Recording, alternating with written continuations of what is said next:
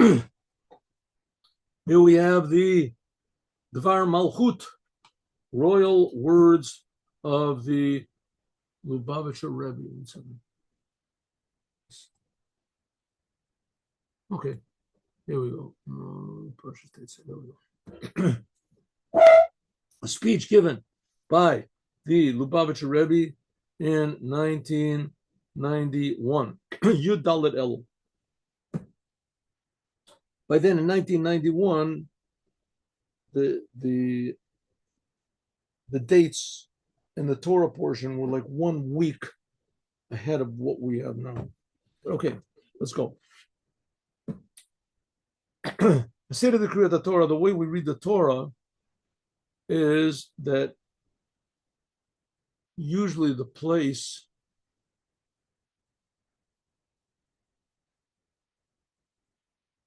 when we stop reading in Shabbat in the morning, then we start reading in Mincha. You know what this means? The Jewish people is like this. Every Shabbat, since Moses received the Torah 38 years ago, the Jewish people have been reading the Torah in public.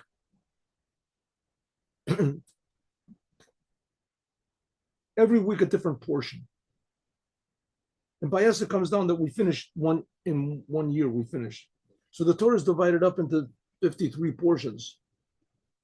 So what it is that every Shabbat in the morning, reread that portion of the Torah. And then Shabbat in the afternoon, right before evening, right before the end of Shabbat.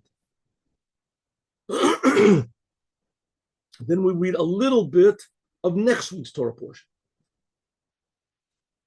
A little bit. We read the first 1/7 of the next week's Torah portion. Okay, so it's arranged. So where we stop in the morning, we continue, read that little bit, that 1/7, a little in the afternoon.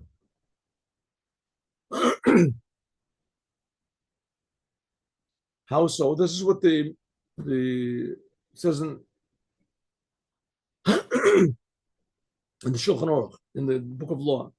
For instance, the first Shabbat we read Bereshit, and in Mincha we read Noah. 10 sentences or more, and so it is the whole rest of the year. So it ends up that every Shabbat we really read 2 portions. Krishtei Parshiot b'Shabbat Echad. This stresses we read 1 in the morning, and then we read a little bit of next week's Torah portion in the afternoon. So this shows that there must be a connection between the morning and the evening, one to the other. Now, just one small reminder over here. The essence of Judaism is to serve God. What does God want? That we should make this world a blessed place. Abraham was chosen by God to bring blessing to the world. When Abraham took his son to sacrifice him, he said, all of the world will be blessed by you. The job of the Jewish people is to bring blessing to the world. That's the way. How do you do that? By Torah, learning Torah, by commandments. When you do a commandment, you make a blessing on a commandment, you bring a blessing into the world. That's the job of the Jewish people. But that's not only when you do a commandment, also in your day-to-day life. Every moment that God is creating us, we have responsibility to God. God is giving us responsibility. So if you're alive, it means that you have responsibility to God. And if you messed it up your whole rest of your life, you didn't know you had responsibility, or you did, you don't care, it doesn't make any difference. God is creating you right now, brand new. So you can start brand new right now. Okay, so there must be, so the Torah explains to us what our attitude is supposed to be. One second.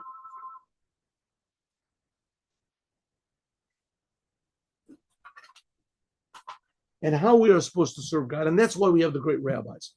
The great rabbis are there to explain what does the Torah mean.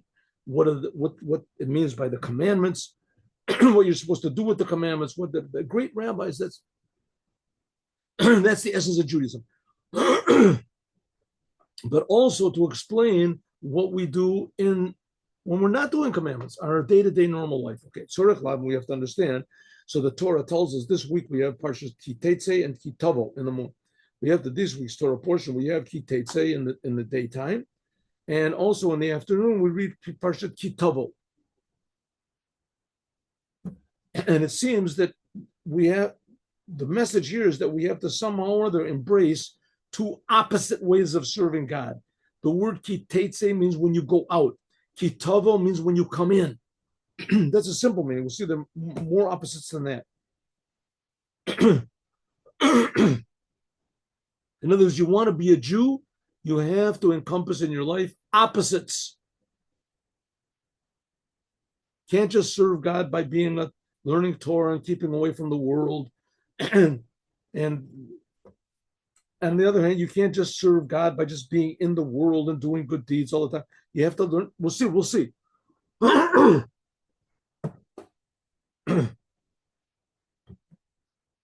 Bishmot, we see there's all these opposites. This week's Torah portion and next week's, and we read them together on Shabbat. What's the B'Shemot Parsha, in the name of these Torah portion, that the name shows on what the content, Ki Tetzei Tavo, that Yitzia and Bia going out and coming in, these are opposites. And also in their content. What does it mean? Ki Tetzei LaMilchama. It says when you go out to war on your enemy. That's this week's Torah portion. And next week's Torah portion is Ki Tavo El Ha'oretz, when you come into the land of Israel. You'll be settled. So this week's Torah portion is talking about going out to war. And next week's Torah portion is coming back and settling into peace, coming to yourself. Ki Tetzei LaMilchama and Ki Tavo El Ha'oretz, you're coming to the Holy Land. Yetzia LaMilchama, going out to war and being settled in the land of opposite in Israel. Hey, Mitzavim Shonim. These are different and opposite one the other. Shekain, because of Shemilchama, even though that war is in a way of Natata Hashem b'yadecha v'shavita shivyo, even though when you go out to war, God is with you and He assures you of victory. Ube'emshech siyam hakatuv, like it says, Harizeh kashur. This is connected with the idea of going out to war. True, God is promising you victory, but the only way to achieve this victory is you got to go out to war. This is talking about the opposite of being settled and being calm. You have to fight. Like it is stressed also in the Maimonides. Maimonides says that after you go into war, an essential part of Judaism is war. War is a basic, ingredient in Judaism. War, actual physical war, bloodshed war. The Jews, when they got out of Egypt, they fought against Amalek. The Jews, when they came into the land of Israel, before they came into the land of Israel, they had to fight with Og and they had to fight with it. When they came into the land of Israel, they came in with Joshua. He had to fight for 7 years in order to take over the land. War is a thing which is promised to the Jewish people, but also is promised victory. But only if you go out to war. So when you go out to war, so you're promised victory. So it doesn't mean you should go, well, I'm promised victory. I can just lay down my arms and just, go in there and go on. It doesn't mean that. You have to go in. But those days, war meant hand-to-hand combat. I guess there was shooting bows and arrows, but it was still, you had to be fairly close. Main was hand-to-hand combat. You had to actually go and face the enemy. He was twice as tall as you, and he weighed 3 times as much. And he had a sword that was like immense, whatever, and he was cut down trees with it, and he was fast, and he was swift, and he was bold. And you had to not pay any attention to that. You had to go into war. You were outnumbered 20 to 1, 100 to 1. You're going to be assured of victory. So on one hand, yes, it's true. You're assured of victory, and you're going to get a victory, but you have to war. War is... So therefore, like Maimonides says, since you go out to war, Yish'an, you should rely only on the the trust of Israel, Mikveh Yisrael, the hope of the Jewish people, God. V'yasim nafsho b'kapo, and you should throw away your soul. You should be willing to die. Lo chashuv al ishto, don't think about your wife, don't think about your children. Or maybe I'm not going to come home. V'yif never called davar l'milchama, you should think about only war. B'kol libo, b'kol nafsho, with all of your soul and with all of your might. Hepech b'tachli, the total opposite.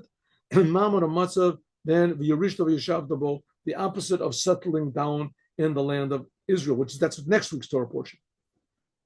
Ish tachat gafno, ish tachat teinato, like each person under his own vineyard, vine, and under his date tree, etc. Fig tree. Va'ad lahabat bikurim. Next week's Torah portion, it talks about when you come to the land of Israel, you settle down, you bring your first fruits. That's next week's Torah portion. This week's Torah portion is talking about going out to war. Next week, Torah portion, you're sitting in your home and you have your wife and your children, see the flowers, the blossoming in your fields are producing fruit and everything is fine. That's next week's Torah portion. This week's Torah portion, you're seeing some ugly guy, his face looks like a bear, and he's got a huge sword and he wants to kill you, right? And he's swinging that sword at you, and that's all you see. So the two total opposites. This week's Torah was talking about Torah portion is talking about conquering, and next week's Torah portion is talking about after you've conquered, then you bring the first fruits and etc. Mishivat Yamini, from the 7 types of fruits that the land of Israel is praised by. That's next week. Will be often in a way of a samachta. You will be happy with all the good that God has given you, and etc. Because you will be settled down and everything will be wonderful. Alder says similarly also, even more. That's two opposites, right? So we have two opposites.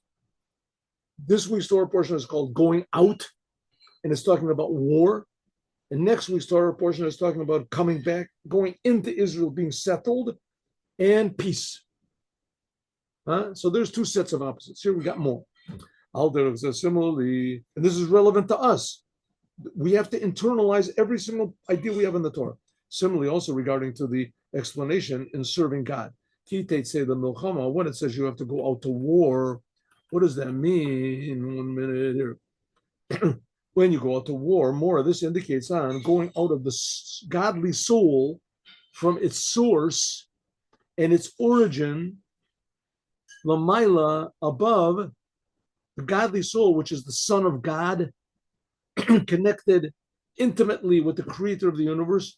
No questions, no problems, pure truth from the world of Atzilut. That's the highest of the 4 spiritual worlds. It says in Neshama Shenasata B'Torah, it says the soul which you have put into me is pure. Every Jew. And the soul comes out from this essence of purity, Leirid Lamata, that comes down. That's Kiteitzei. This week's Torah portion. When you go out, it comes down below into this physical world. And then it says, Ata Barata, Ata Yatzarta, Ata Nafachta. We say a prayer first thing in the morning. After you wash your hands, but this is a prayer we say, the soul of God which you have given me is pure. That's how it is in its origin. Then we say, you created it. That's a lower level, the world of Bria. You formed it. That's even a lower dimension of reality. That's the world of Yetzirah. Nafachtabi, that's in this physical world. Inside of Hitlabesh Baguf, that the soul is put into the body, into the natural animal soul. Why did God do this? In order to fight, in order to refine our body, in order to refine our personality. People were born with bad character traits. Some people have a tendency to get angry. Some people have a tendency to get depressed. Some people have a tendency to run after all their desires. They have to feel that they're looking only to feel good. Some people have all of these things, right? All the bad character traits. God put us into a body and into an animal soul. That seems to be real. Our body, our natural soul, that seems to be God. We're put down into the world in order to realize that it's not God. But God has a purpose that we have to refine and to clarify the body and the soul and even the world around us This is called war. You have to make a war with the opposition. Who is the opposition? Yourself. That's how God made it.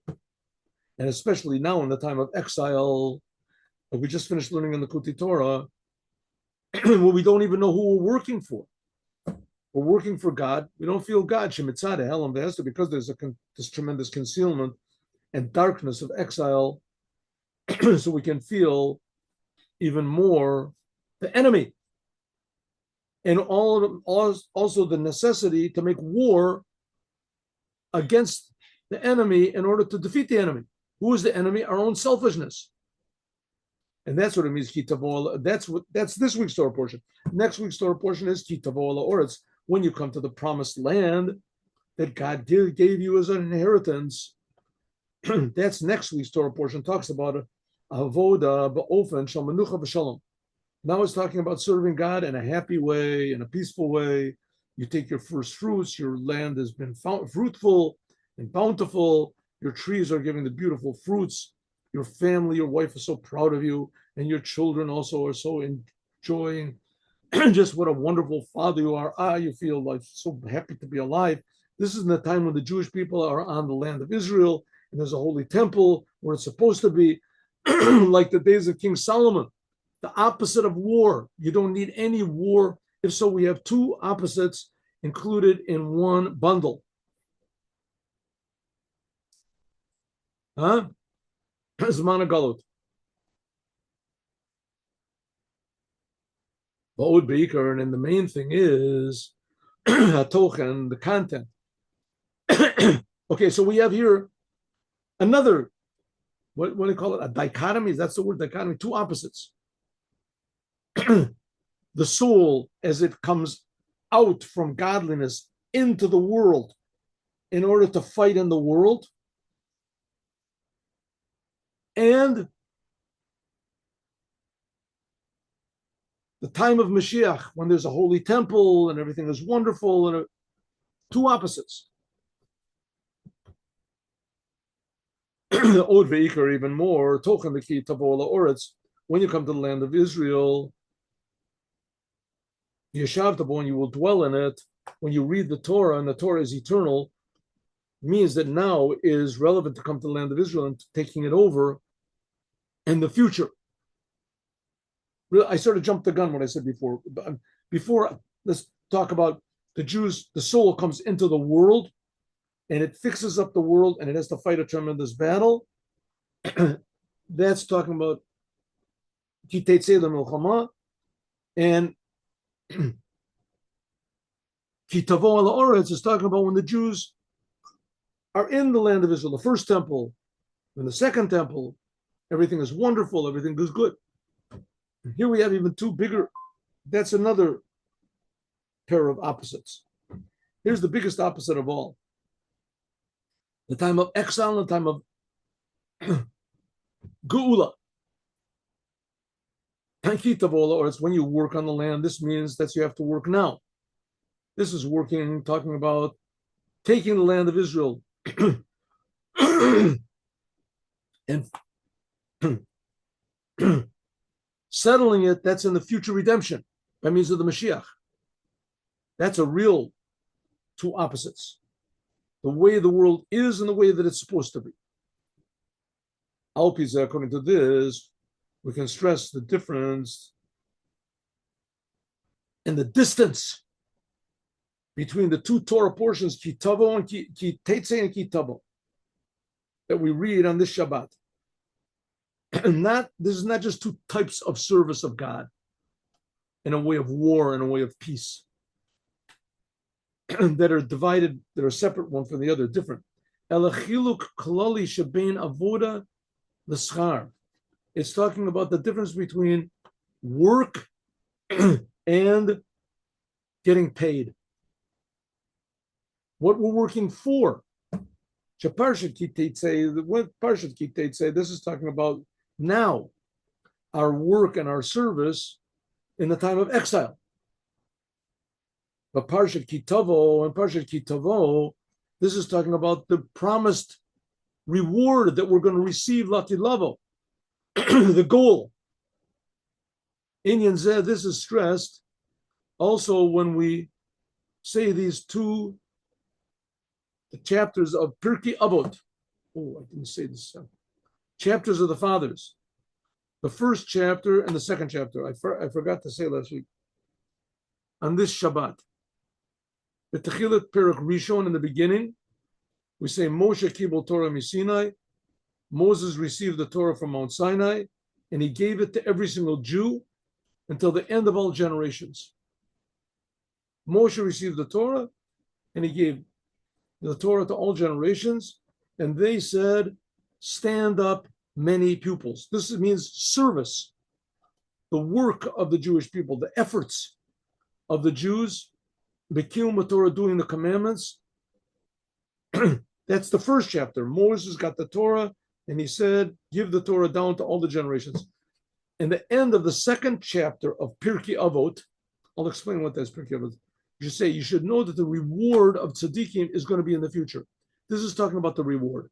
Okay, in the 7 weeks between Passover and Shavuot, it is a custom for all the Jews to learn in Shabbat one chapter from the 6 chapters, one chapter from an order of Mishnah, which is called Pirkei Avot.